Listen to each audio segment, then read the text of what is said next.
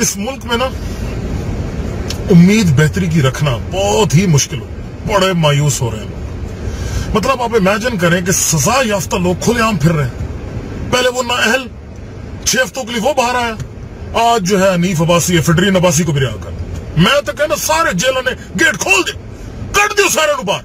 انہوں نے کیا قصور ہے؟ صرف یہ کہ ان کے پاس اربوں روپے دینے کے لیے نہیں ہے، صرف یہ کہ وہ غریب ہیں۔ مطلب کتنی جانبداری!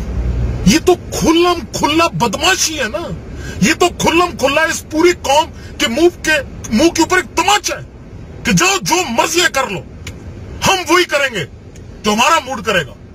انصاف کا بیڑا غرق، غریب کے احساس کا بیڑا غرق۔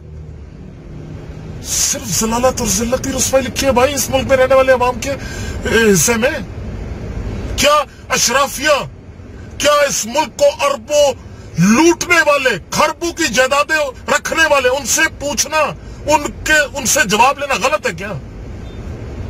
میں حیران ہوتا ہوں، افسوس ہوتا ہے۔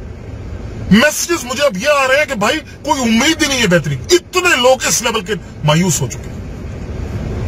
اللہ کا واسطہ ہے اس ملک کو بچا لو، یہ اس طرح بچے گا نہیں۔ میں بتا دوں، جہاں انصاف کی اس طرح دھجیاں اڑائی جائیں، غریب کی بے بسی کا اس طرح مذاق اڑایا جائے، میں بتا دوں وہ پھر چل نہیں پاتا معاملہ، بالکل نہیں چل پاتا۔ مطلب ایک طرف حالت آپ یہ دیکھیں کہ حمزہ شہباز کو وہ چھپ چھپاتا مرغیوں کی طرح پھر رہا ہے اور اس کو بیل دے دی ہے جی، وہ نااہل شریف کو سزا یافتہ کو 6 ہفتے کے لیے باہر نکال دیا، آج اب فڈرین عباسی بھی باہر آ گیا۔